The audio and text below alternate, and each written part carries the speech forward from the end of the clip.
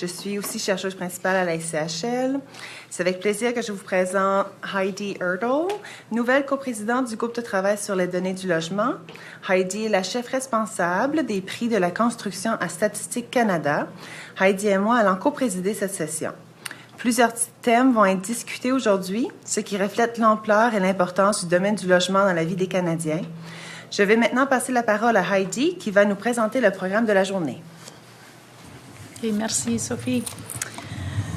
Thank you and welcome everyone. Merci et bienvenue à tout le monde.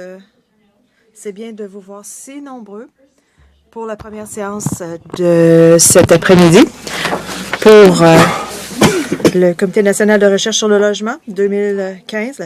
Nous avons 5 superbes présentations pour vous cet après-midi. Nous avons eu une discussion très intéressante ce matin avec toutes les mises à jour des membres. Il y a eu beaucoup de questions et de commentaires, donc on s'attend à la même chose pour cet après-midi.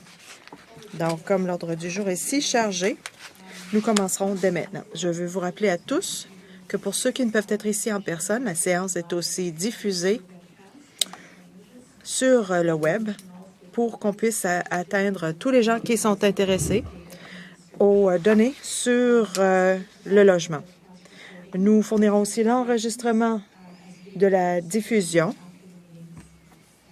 pour que vous puissiez les voir après la réunion sur le site web de notre comité. Donc, avant de débuter avec la première conversation, je vous rappelle quelques points administratifs. Assurez-vous que vos cellulaires soient éteints ou sur la sourdine pour ne pas déranger la réception de l'interprétation. Pour ceux qui se joignent à nous cet après-midi, il y a les services d'interprètes simultanés. Donc, si vous en avez besoin, allez vous chercher des écouteurs et un récepteur.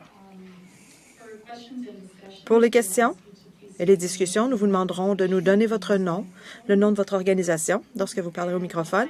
Et puis, finalement, je rappelle à tous qu'il y a un formulaire d'évaluation dans le livret du CNRL. Nous vous demanderons de faire l'évaluation au fur et à mesure des présentations pour que vous vous en souveniez. Et votre évaluation est très importante pour évaluer la réunion et faire des améliorations le cas échéant. Donc, sans plus tarder, je demande à Sophie de présenter notre premier orateur. Présenter notre première présentatrice, Deborah Cross. So please, Deborah, join us. Deborah Cross est gestionnaire de recherche à BC Housing. Elle possède plus de 20 ans d'expérience de la réalisation de recherche et d'analyse de politiques relatives au logement abordable pour tous les ordres de gouvernement et de nombreux organismes communautaires dans la Société canadienne d'hypothèques et de logement. En 2012, Deborah a obtenu une maîtrise en politique publique de l'Université Simon Fraser à Vancouver. Deborah est également titulaire d'un doctorat en jurisprudence de Hall Law School à Toronto. Bienvenue, Deborah. Thank you very much. Merci beaucoup. Je suis très contente d'être ici aujourd'hui et de vous parler du sondage sur les intentions des aînés en matière de logement. Cette étude a été exigée par BC Housing en coopération avec le Bureau de la Colombie-Britannique du logement et des normes de la construction, qui comprend la direction sur les politiques de logement. Nous avons eu du soutien financier de la SCHL. La recherche a été effectuée par Centis Market Research. Donc, l'objet de l'étude était de mieux comprendre les types de logements et de soutien qui sont nécessaires afin de répondre aux besoins des aînés en Colombie-Britannique. Voici une question très importante en Colombie-Britannique parce que la population adulte de 55 ans et plus en Colombie-Britannique est à la hausse. On était à 20 en 1996, à 30 en 2011, puis nous projetons que ce chiffre sera de 36 en 2030.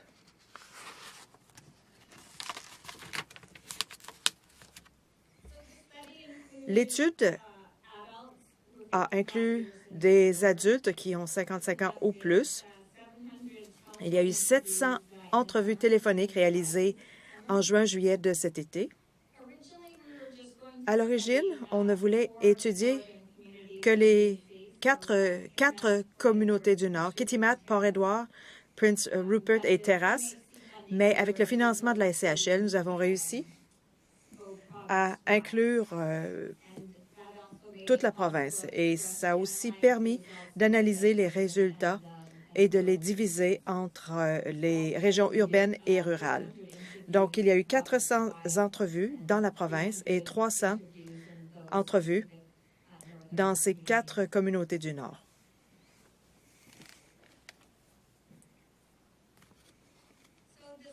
Alors, dans l'étude, nous voulions voir dans les 5 prochaines années si les aînés avaient l'intention de déménager ou s'ils devaient rester ou voulaient rester chez eux, dans leur maison, dans leur collectivité. Nous voulions aussi savoir quelle forme de logement les aînés voulaient, cherchaient, et quel type de service de soutien leur faudrait, dont ils voudraient, et aussi quels sont les facteurs clés qui auront une plus grande influence sur leurs décisions quant à l'endroit où ils décideront de vivre.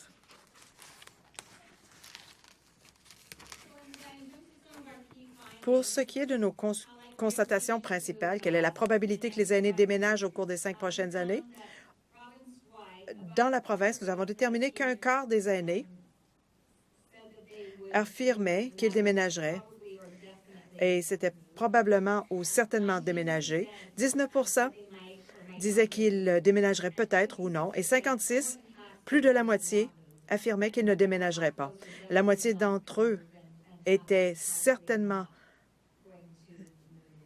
il était certain qu'ils ne déménageraient pas, et d'autres qu'ils ne déménageraient probablement pas. Il y avait une différence dans l'âge de ces aînés.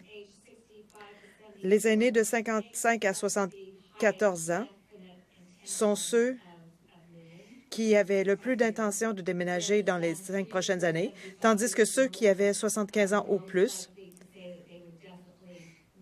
avaient plus de probabilité de dire qu'ils ne déménageraient pas. Et nous l'avons interprété comme en supposant que ceux qui ont 75 ans ou plus sont déjà là où ils voulaient l'être pour leur retraite.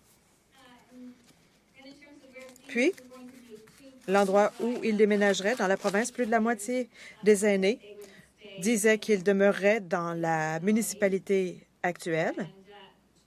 21 ont dit qu'ils changeraient de municipalité, mais qu'ils demeureraient dans la même région.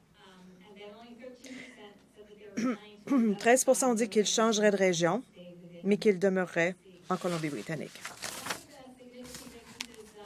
Une des grandes différences dans les résultats, c'était les aînés du Nord qui avaient plus de probabilité de dire qu'ils allaient changer de région, de communauté.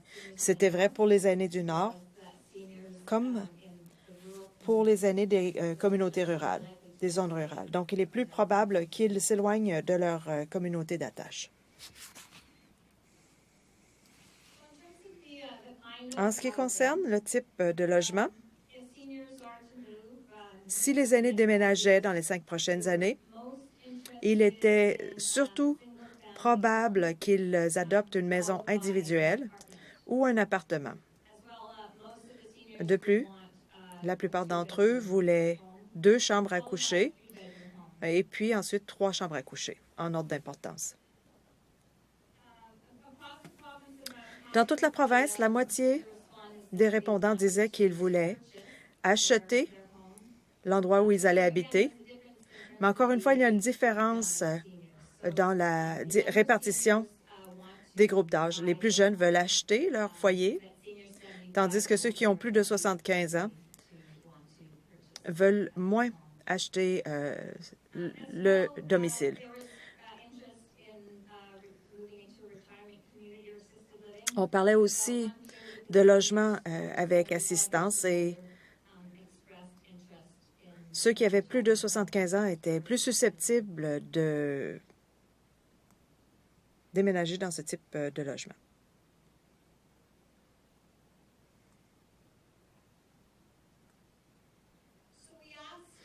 Nous leur avons demandé, les répondants au sondage, de nous dire quels étaient les facteurs les plus importants dans leur décision sur l'endroit où ils voulaient vivre.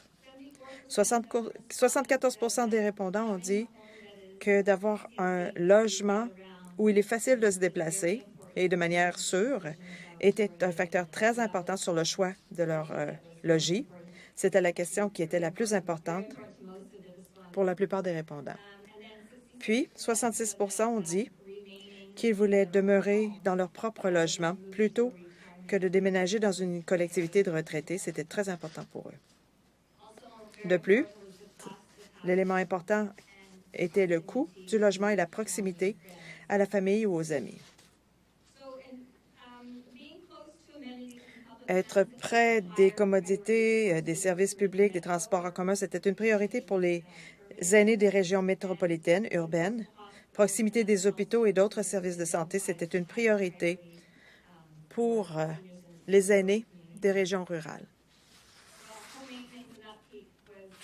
L'entretien aussi, c'était plus important pour les aînés qui étaient dans les communautés au nord.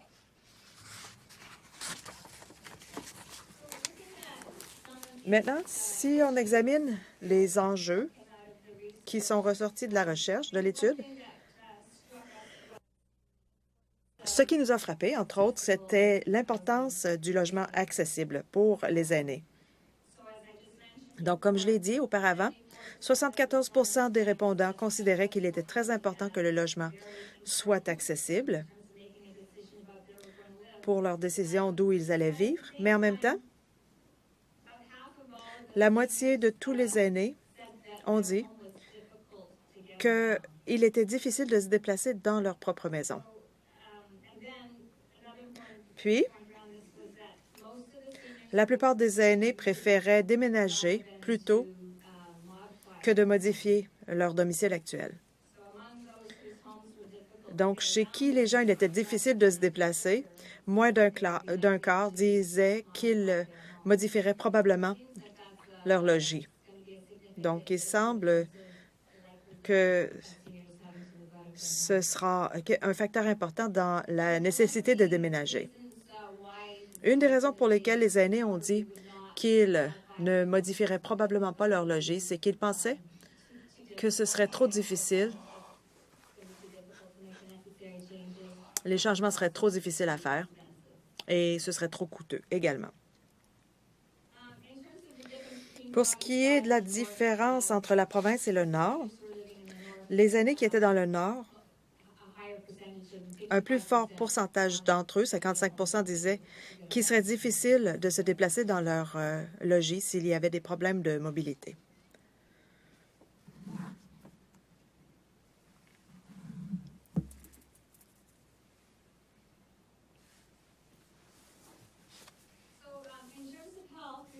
Pour ce qui est de la santé, la grande majorité, plus de 3/4, des gens sondés n'avaient aucun problème de santé ou de mobilité. Donc, ce sont les bonnes nouvelles. La plupart des répondants étaient en bonne santé, mais les répondants dans le Nord, à l'extérieur des zones métropolitaines, ce qu'on appelle les communautés rurales ou suburbaines, avaient plus de probabilité d'avoir un problème de santé ou de mobilité que les aînés dans les zones métropolitaines. Ce qu'on a découvert, c'est que les aînés du Nord et dans les communautés rurales avaient 2 fois plus de possibilités que les gens des zones métropolitaines d'avoir à la fois des problèmes de santé et de mobilité. Le revenu est aussi une autre préoccupation, et ça correspond à d'autres études aussi. Mais les aînés ayant des revenus de 75 000 $ ou plus ont dit avoir de plus faibles incidences de problèmes de santé ou de mobilité, tandis que les répondants ayant des revenus de moins de 30 000 $ avaient une plus forte incidence de problèmes de santé ou de mobilité.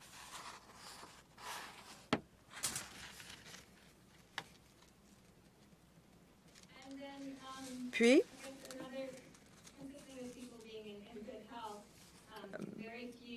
sur le sujet des gens en santé, très peu d'aînés ont recours aux services de soutien. Les services les plus fréquemment utilisés étaient l'entretien ménager et la blanchisserie, 16 et le transport, c'est-à-dire 5 Donc, c'était chez tous les répondants, mais lorsqu'on a vu les répondants qui avaient des problèmes de mobilité ou de santé, on était à 26 qui utilisaient des services de ménage, de blanchisserie et 16 des services de transport. Et les services de transport étaient des services qui aidaient les aînés à aller à leur rendez-vous, à aller faire du magasinage et ce genre de choses.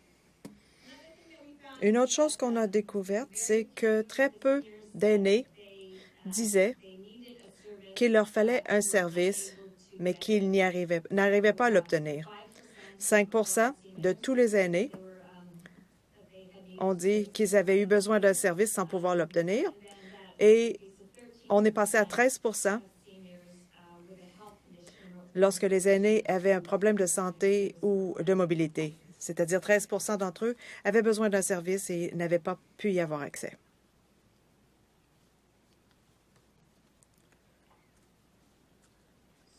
Alors, ce sont les conclusions principales de notre sondage et nous nous attendons à ce que les conclusions aident à prendre des décisions de programme et de politique. Une des questions qu'on examinera de plus près, c'est la question du logement accessible. Encore une fois, ça correspond à d'autres études qui confirment que les aînés veulent rester chez eux. La plupart d'entre eux sont dans une maison unifamiliale et veulent demeurer dans cette maison unifamiliale. L'accessibilité sera une question très importante et forcera les gens à changer leur situation, leur logis. La moitié des aînés disent que leurs foyers ne pourront pas être modifiés s'ils ont un problème d'accessibilité. Donc, une des choses que cela indique, c'est qu'il faut revoir les plans de conception des maisons unifamiliales pour savoir si elles pourraient être rendues plus accessibles dès leur construction initiale. Donc, voilà les résultats de notre sondage. Nous aimerions entendre vos commentaires ou vos réflexions ou questions à ce sujet. Aux gens dans la salle ainsi que les auditeurs sur le web à poser leurs questions. Pour le bénéfice de l'audience, s'il vous plaît, mentionnez votre nom et organisation avant de poser votre question. David? David Krenick, Association des constructeurs du Canada. C'est une étude très intéressante.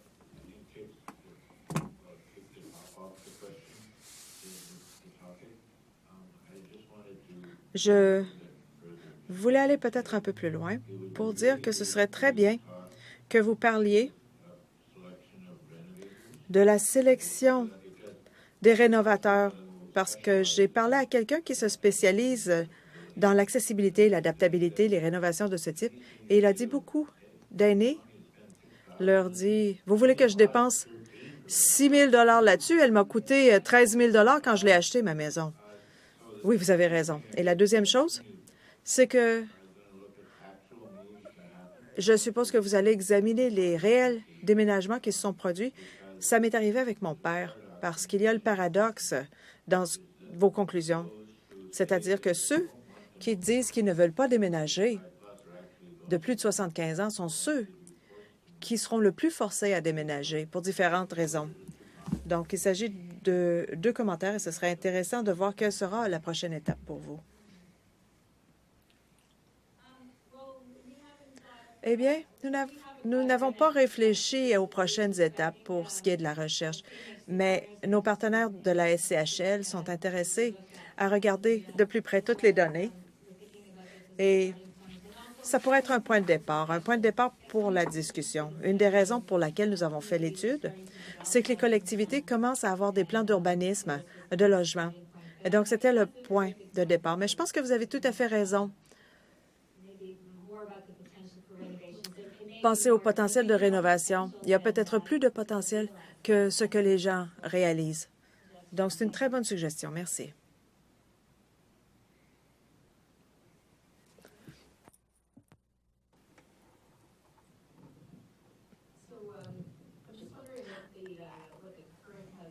Je me demande ce qu'était leur situation, les années que vous avez sondées. Des propriétaires pour la plupart? Oui, la plupart étaient propriétaires et la majorité vivait dans des maisons unifamiliales.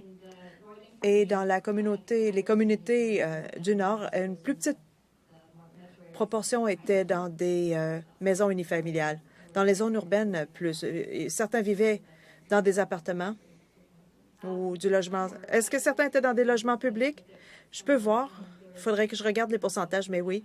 Et on s'intéressait aussi à ce genre de logement. Très intéressant. Merci.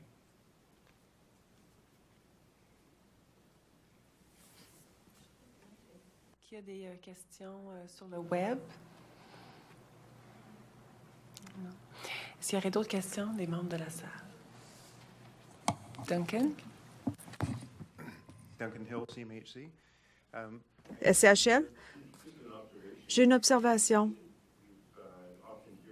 On entend souvent que les aînés préfèrent vieillir chez eux, mais on dit ça avec une exception. Ils préfèrent rester chez eux pour vieillir, mais ce ne sera pas le cas s'ils ont des problèmes ou s'ils font face à des coûts de rénovation très élevés pour y rester. Donc, ce n'est pas inconditionnel. Ils déménageront s'ils sont forcés à le faire.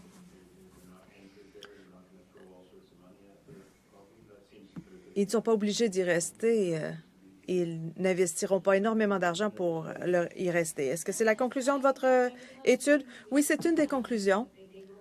Ils déménageront s'il le faut et que l'accessibilité sera un point tournant pour les gens.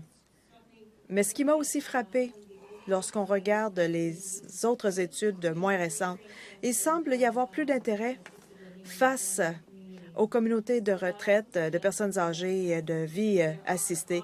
Donc, s'il y a des options qui s'offrent à eux, les aînés y réfléchiront sérieusement. Il y a eu beaucoup de nouvelles communautés de retraités qui ont été bâties. Donc, si on les bâtit, ils iront.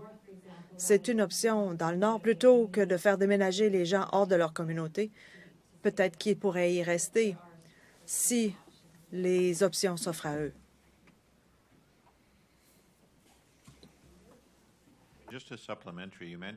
J'ai une question supplémentaire. Vous en avez parlé dans votre présentation. Vous dites que vous n'avez pas la capacité de vérifier s'ils ont déjà déménagé, contrairement à savoir s'ils sont encore dans leur ancienne maison. Mais ce qui me préoccupe, c'est qu'il y aura une approche générationnelle tout à fait différente. Si les baby-boomers ont déjà déménagé, le résultat sera différent des gens qui ont 75 ans ou plus qui n'ont pas encore déménagé. Oui, c'est juste. Il faudrait revérifier dans les données. Tout à fait. Merci.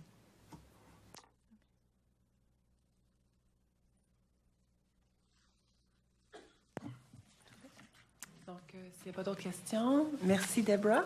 Thank you. Thank you.